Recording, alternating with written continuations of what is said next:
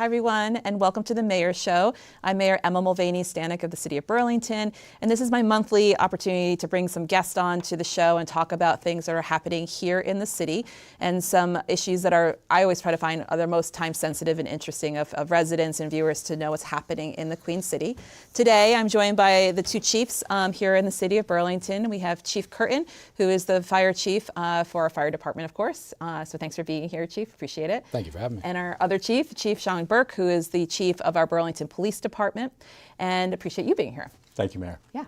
So we have, what we decided to talk about tonight is something that's on the top of a lot of people's minds right now as we continue to see changes on the federal level as it relates to immigration enforcement. And it is something that's really weighing on a lot of minds here, and residents of Burlington, folks in Vermont, elsewhere in the country, of course, as we continue to see a lot of the impacts of immigration enforcement happening in municipalities, in cities.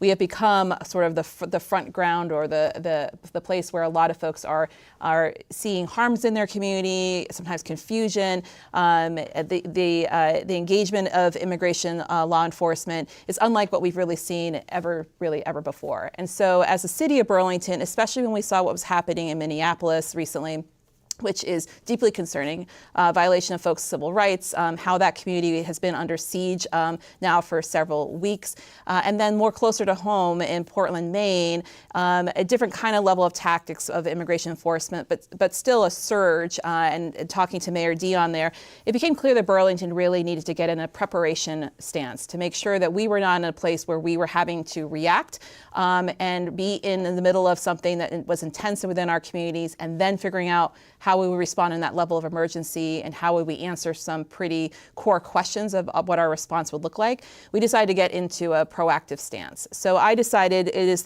within the chartered powers of the mayor of Burlington to use things called executive orders, which are a chance to operationalize and state from my office the expectations for city action, so city roles and responsibilities in this case. And so I issued Executive Order 2026-1 this week, to be able to outline in a transparent way how we were preparing for immigration law enforcement, if there was indeed, for civil engagement in particular, if indeed there was a surge or increase of activity. And I want to be clear that there are immigration enforcement actions happening in and around Burlington and the state, and it really has upticked in its activity since the president took office last January of 2025.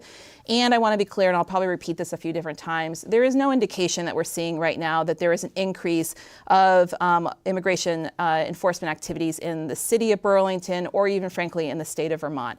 But I want to emphasize this whole effort has been around preparation. We do not want to have to be in a reaction mode, because part of my job as mayor and the jobs of these chiefs here is to maintain the trust of our community, to maintain good communication, and again, preparation. We'll see how many times I can say preparation in this time together today.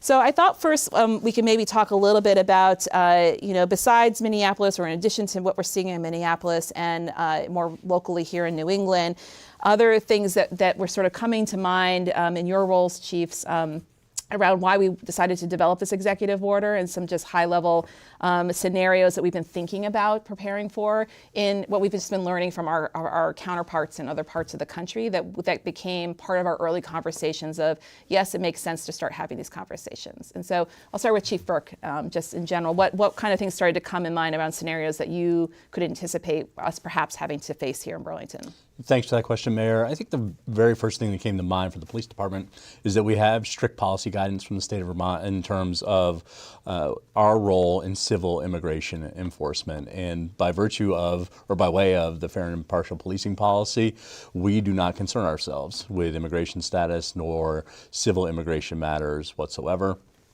The policy also bullets out how we are to interact with federal immigration officials. So we knew that we had excellent policy guidance in which aligned us in ways that were different from surge operations across the country. So I believe that we were able to get that information out via some of your communications to the broader community, which really turns down the temperature a bit for folks, and also to understand our role as Burlington police officers, and that is to provide public safety services to all residents, all visitors of the city. So I believe that was very, very helpful. It was also a good time to collaborate with our mutual aid partners to see what resources we would have if we were faced with the things that we were seeing on the national news, meaning the roaming surge patrols. They, by all appearances, were very chaotic, disorganized, and not tactics that we certainly use here in the city of Burlington, but rather what would our responsibility be in order to facilitate both potential First Amendment exercise and what would be federal law enforcement that was lawful, that could not be impeded with. So it was a good time to really think about those provisions and to come up with different strategies and ways in which we would approach that if confronted with that type of scenario.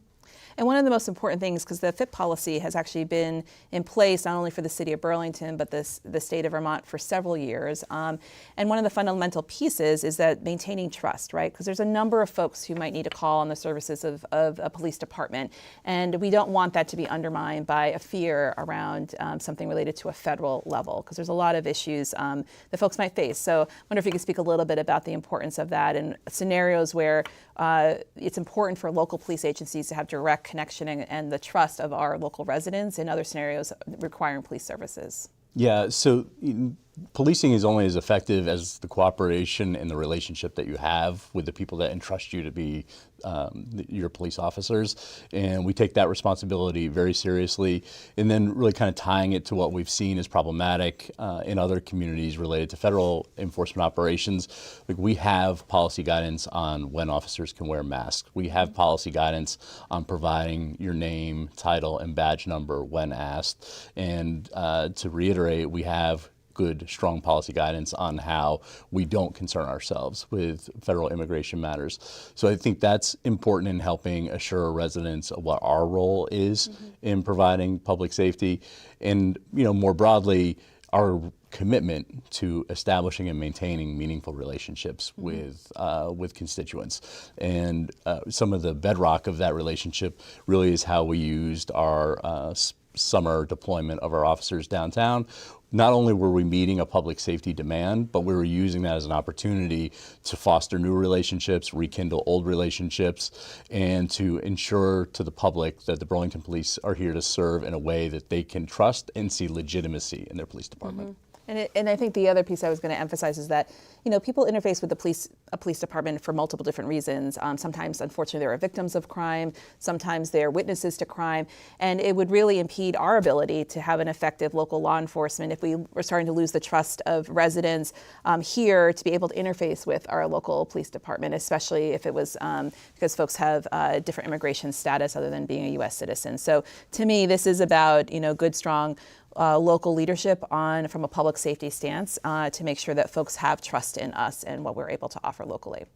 Let's switch to the fire department a little bit. And Chief Curtin, I'm curious, as because your folks are very much responsible for the public health well-being of our city and making sure folks receive the kind of help that they need when it comes to medical emergencies and obviously fires as well. But emergency medical response is a big component of what our BFD actually manage in terms of calls. So as you've seen some of the ICE immigration law enforcement surges unfolding across the country, from a fire chief's perspective, what were some things that you were thinking about that Burlington should be thinking about?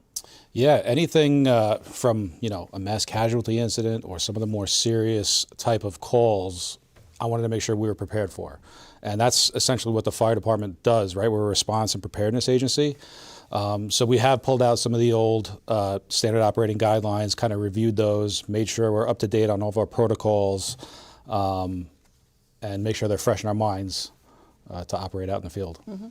And it was an interesting activity to go through, because when we read our emergency management plan that Council, I think, updated or confirmed in June, it was interesting reading it from a different perspective, right? Like, I remember reading that and saying, oh, there's a number of sensitive locations that are not even listed in this plan. And it's a good activity anyway to go through that with this different lens of different types of things that might impact our community, where rapid communication would be really helpful. And it's up, our executive order is up on the screen now. You can find that on the city website. But I think think more importantly, you'll see in the first section, kind of what we're starting to talk about is how would we operate an emergency operations center, for example, a little bit differently, given this kind of scenario versus something that might be a flood or, as you said, a marathon, or some of the happier reasons why we activate those EOCs. Exactly. So, since we're going over this, I'll just mention, there's two main sections of the executive order. And then I'll come back to both of you to talk a little bit about a couple of scenarios, the kind of common questions we're starting to get in the mayor's office, at least, about like what if, which I know both of you would say doing situational, guaranteed responses is not a thing that we do, and we'll be careful about that part of the conversation. But there's some pretty common questions we're starting to get in our office. But Section 1 of the executive order that I issued includes a lot of how we think about our operations and communication standards. And so as Chief Curtin was just saying, we reviewed our local emergency plan. We looked at clarifying and reviewing our emergency operations center and how that would be activated and stood up. We've looked a lot about our citywide alert systems, which if you're not already signed up, VT Alert allows you usually to hear about broken pipes and other things like that, but it is another tool that can be a rapid response communication out to residents. And so we've been looking about how to make sure that is up and ready if we would need it to use it. We have already, for the last year, had a policy as the City of Burlington regarding federal presence in city buildings, because we have a lot of city employees during certain parts of the year. We also have, plenty of residents within city buildings, and think Letty Arena, for example, or even other parts, BCA, other parts of city government that you may not formally think is a city building. So we've looked at our city building policy, and we're doing more trainings with staff to understand where city property begins and how we can keep people protected unless there's, of course, a judicial warrant that would allow and require us to engage. And then, of course, making sure we're doing good, strong internal and external communication to residents and employees. Of course, thinking about multiple languages and making sure that communication is accessible to all folks. And we're continuing to grow the city's growing edge and making sure that translation and interpretation continues to improve. It is a very important part that we are committed to for the city. So that's largely the first section you'll see. And the second section speaks more to Chief Burke's area for the Burlington Police Department. And you've already spoken a little bit about what's called the FIP policy, fair and impartial policing policy. And a lot of what we talked about in there is around, we wanted to emphasize the Burlington Police Department is locally controlled, controlled by the elected leaders here in the city, by our police commission, by our chief, and to really make that distinction point that unlike other communities and other parts of the country are making different choices, we are really leading with our values of our locally controlled police department and making sure it's in line with our values. We go a little bit further to talk a little bit about no city resources, personnel, and property or data being used to assist in supporting civil federal immigration enforcement. This is something I've seen other mayors do to make sure that we are not even passively helping to facilitate these kinds of enforcement actions. And I'm wondering, Chief, if you, because we did some back and forth on this, in the scenario, and I want to emphasize again, we have not seen any evidence to indicate that there's going to be a surge here in Burlington or elsewhere on immigration enforcement. But in the case that we see something like Minneapolis in particular, or even, somewhat Portland, if there's unlawful conduct starting to happen, how we've talked a little bit about how BPD will engage and if something's happening in the field. So you want to just elaborate a little bit of what we've talked about in terms of, evidence and being on scene, how that might play out a little bit. Yeah, so these circumstances could play out in a number of different ways. And of course, we are very fluent in facilitating the exercise of the First Amendment. So we know that if we were to be confronted with a scenario like this, we could easily become even the dividing line between not impeding with federal law enforcement operations, but yet facilitating First Amendment exercise. There are also other provisions of the state of Vermont use of force policy that mandate that we are mandatory reporters and also have a duty to intervene if excessive unlawful force is being used. There is a difference in the force standard between what a federal agent is held to as opposed to a Vermont law enforcement officer. In Vermont, we're held to what's known as the Grand Plus standard, which means all force needs to not only be objectively reasonable, but necessary and proportional to what you're faced with. Federal agents are only held to the standard of being objective reasonable in their force applications. So what that may look like to folks that are laypersons, if you will, in terms of how the police use force, is it may appear to be a tactic that we wouldn't use here in Vermont, and that may be the case. But what's important to highlight is there is a difference in that standard. What would help us in discerning what is against the rules as opposed to what is permissible is our use of body-worn cameras. So anytime that a Burlington police officer is on the scene of an incident, we're capturing body-worn camera footage, and also using our professional supervisory staff to respond to any incidents in order to facilitate good policing on the ground, and then ensuring that the federal agents are in fact federal agents, and making sure that anyone that they have in their custody is not in need of, say, EMS support right there on the street. And I think one of the things that's also been good to clarify both in our communications, and I forget if this is technically in the EO, but it certainly is in our understanding because it's already in policy for BPD. If folks are on the scene, and we've done efforts to show images of what our logos are. Maybe you could pan over to Chief Burke. You can show his logo on his sleeve. But this is what a police officer's logo will look like, because it's been confusing sometimes with ICE agents with police written on what they're wearing and masks, as you already talked about masks. But our police officers are required to give badge number, nice close-up, perfect. Don't move, Chief Burke. But are required to give badge number and name if asked, for example. I'm sure the same for our firefighters, although you're obviously Mine's under the shirt. Well, sure, but I just, at the same time, you're going to look a little different in terms of your response to a scene. But I think that's important for viewers and residents to know that we take that really seriously, because it could be a chaotic scene. We're trying to really make sure our folks are prepared with information going into these scenarios. So Chief Curtin, I'm wondering if you could talk a little bit, because it is important. We've seen some scary stuff on TV around civilians being injured and sometimes even killed, and some of these heightened scenarios that are happening, or real life scenarios that are happening in certain cities. So if a civilian was injured during some sort of ICE enforcement action, how would the fire department respond and engage in such a call for help? Yeah, so it would be a response as normal, depending on what the scene looks like. So if it's still an active scene, we would wait for the police department to secure the scene for us, make it safe for our members to operate, and then we would go in and do our job. Again, all depends on what the scene looks like. We could either treat and stabilize right there at the scene if it's secure, or we can do a rapid extrication, get them into the back of the ambulance, and then get to the hospital as soon as possible. And one of the most important things you've said, and as we've been clarifying all these steps, it does not matter, the person who's needing help does not matter their immigration status. Like we show up for everyone. Yep. Right? Patient care is blind. We help everybody. We'd help the police officers. We'd help a serial killer. It doesn't matter. That's our duty. That's an interesting example to use at the end there, but it just It's shows stuck in my mind, duty right? and service, right? Yeah, well, rendering aid. It doesn't matter. That is part of the oath, It absolutely. doesn't matter. Yep.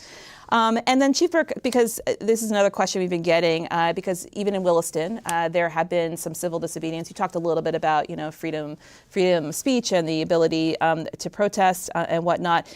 So in scenarios that might come to Burlington, even similar to what we've been seeing in Williston, where, local folks are using whistles, to engage and to protest or to interrupt an ICE engagement, or filming ICE agents in ways that are not interfering, just to be clear, because there was a line you were talking about before about when folks are trying to interfere, residents versus not. Can you give people this a little bit more, maybe a couple of examples of how we would approach something so folks know how BPD would be engaging for what I would say is what we traditionally see as the Vermont protest, the Vermont engagement, and just to give people some ideas. Yeah, I think it is important to highlight, though, that we would have no tolerance for anyone trying to interfere with a federal law enforcement operation. And I think some of the scenarios that unfortunately we've witnessed across the country have involved just that conduct, and that's just not going to be tolerated. But to bring it back here to typically what we see from the activist community is a constitutional exercise of their First Amendment rights. Sometimes the objective of the group is to be arrested, and we have to work with, in certain cases, property owners to discern, is there actually a trespass violation, or whatever the situation might be, to figure out, one, what do we have to do to keep the public safe?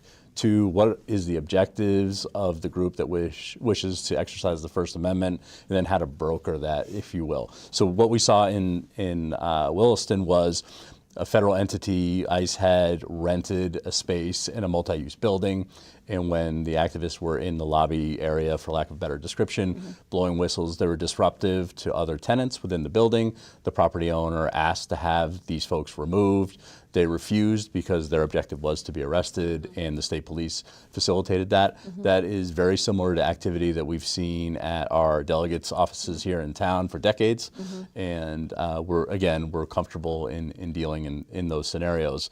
What we have no tolerance for, though, would be a violent insurgency against any institution or federal law enforcement entity that was conducting lawful affairs. And that is important because not even beyond Minneapolis, I was talking to the mayor of Eugene, Oregon, for example, and they have some federal buildings in the center of their city. And sometimes activists take it too far and over a line, and we have to maintain overall safety in the community. And I think she was describing, the smashing of building windows and whatnot for the federal building. We have to secure the scene because we cannot, that is also our obligation to the greater good and the greater security and safety of the community.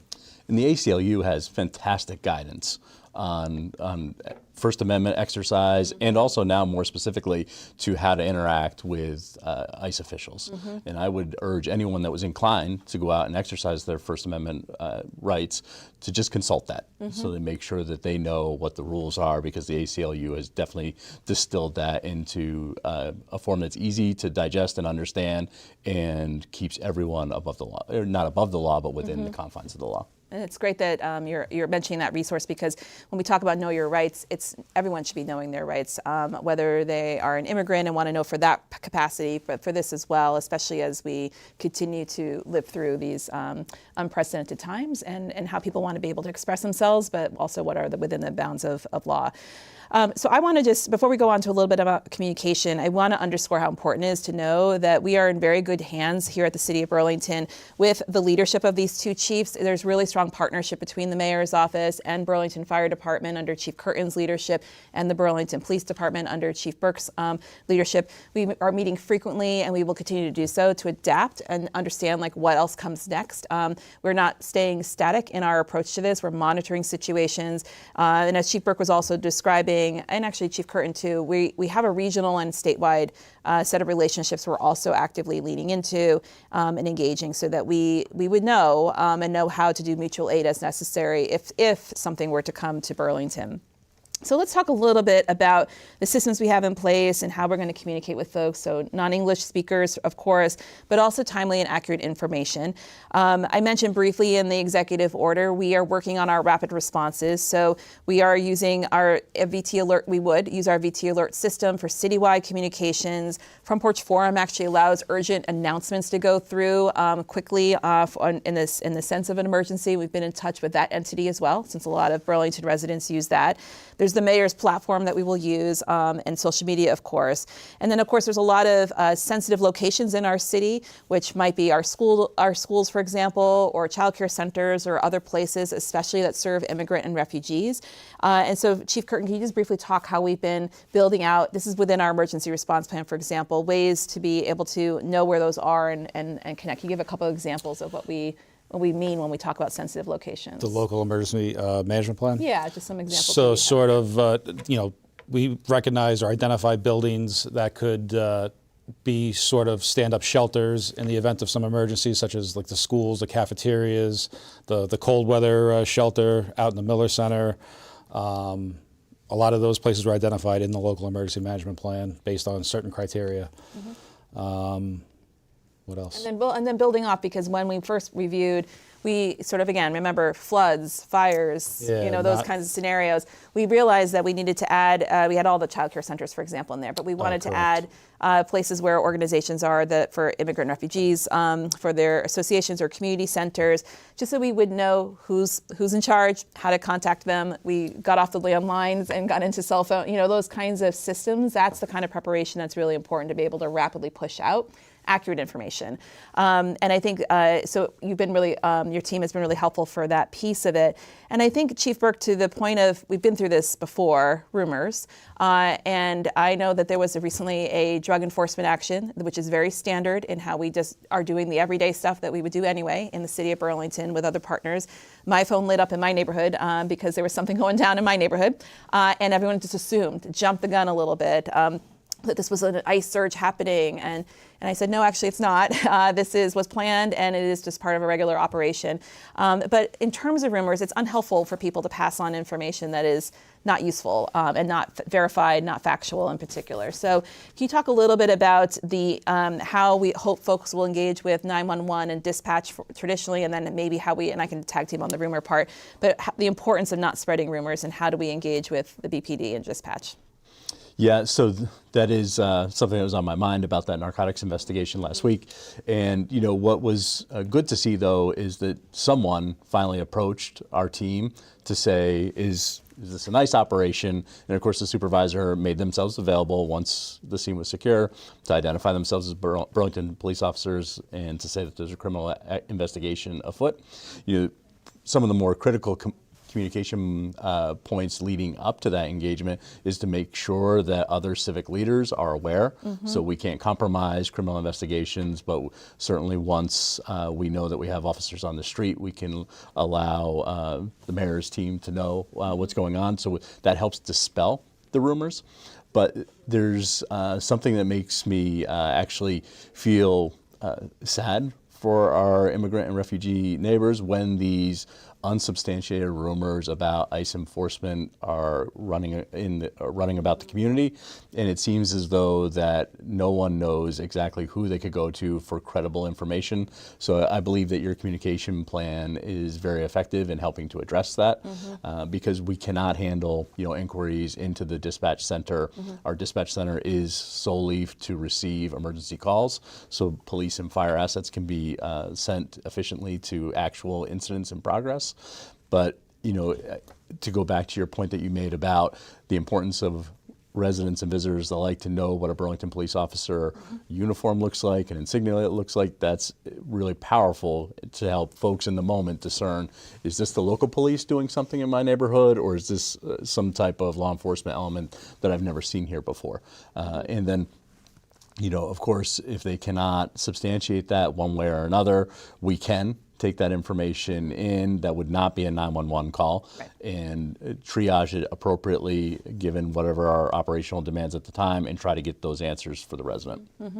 And I think that's an important part because we want 911 and our dispatch to be really reserved for emergency calls because life happens while we're also living through these uncertain times. Migrant Justice is another resource that the community can use. They have had for a while now an ICE tracker incident where you can report suspected ICE activity, and that way it can be vetted appropriately through those channels. My office is also wanting, you know, to be helpful. We also don't want to be flooded with rumors, but there was a couple weeks ago a pretty consistent one that was going around, and what we're trying to do by vetting things is make sure that if you go to our resources as a city and we do put something out, that has been verified. And if you aren't seeing something from the mayor's office, it means most likely there is not a surge underway in the city. We're taking that very seriously because we do not want to add more fear to our immigrant and refugee communities. So many are already making choices to limit their, you know, their physical whereabouts in terms of leaving home out of fear, and we don't want to contribute to that fear. We really want to make sure folks can live in this community and feel confident about that we have their backs and their support. So I know many people want to help. There's constructive ways to help, and I think this is one very easy one everyone can do, as well as informing themselves of like the ACLU resource and whatnot. So with that, we're almost out of time, colleagues. So I'm curious if there's anything that we haven't covered that you think would be good to note about this executive order, or just generally things that we're continuing to think about as we prepare. I think your earlier question to Chief Curtin about preparedness and our partner agencies, we've seen a number of agencies across the city that serve the public come up with protocol for their personnel as it pertains to if you're confronted with a federal immigration agent, what you can and can't do. And that's super helpful when I think about examples that we've seen from Green Mountain Transportation, as well as a recent meeting with UVMMC about the information that they're sharing with their employees, because it is important to know exactly what you can do and not violate the law, what you can do in support of our refugee and immigrant neighbors, and what you cannot do. And I think as working together as a community, that we'll come out stronger in the end. And the immigration enforcement that we've seen to date has been strategic and well executed from a law enforcement perspective, as opposed to what other communities have suffered with these random search patrols. And I think that's really helpful, because it's one of the strongest things about Vermont and Burlington is when we can collaborate with our institutions and partners and learn what they're doing. The Burlington School District has been another really helpful one. They've been talking about how to, for months now, how to support their families and their students and their staff, and to make sure that we're thinking about those sensitive locations, because there's many of them throughout the city. And I should emphasize, we've had a lot of strong conversation and coordination with the city of Winooski as well, which is our most racially diverse community in the state of Vermont. And that city is much less resourced than we are as the largest city right next door to them. And certainly ICE was not going to know what side of the river is what. So we really have offered a lot of support very strategically to be in solidarity with Winooski. So as we wrap up, I just want to emphasize again, because sometimes talking about this topic can heighten people's anxiety. There is no evidence that we have seen and that there's any an increase of any immigration enforcement activity happening in Burlington or the state for that matter. We are tracking this very closely. Again, the purpose of this executive order and having all these conversations to prepare is hoping that we never have to use any of these, that we can avoid this altogether. However, we are ready, and we want to be transparent with our city and our partners to know how we would respond in any of these kinds of scenarios, so that we are maintaining community trust and confidence in our Burlington Police Department and our fire department and with the city in general. So again, up on the screen is our executive order and ways to engage with the city. You'll see some translations we've already been able to get up to give the high-level concepts of what's in the executive order. The translation part is still something that we are continuing to work on, including using video and other formats to get information out, because that is an incredibly important part to maintaining the trust and getting accurate information to all aspects of our community, regardless of what primary language people are speaking. So with that, Chiefs, thanks for being on my show. I appreciate it. Thanks for having us. Maybe next time we can have a more uplifting topic, because there was a lot of other good things happening in the city, but this is an important one I felt was timely for this time. Great, thanks. Absolutely. All right, Thank thanks you. for tuning in.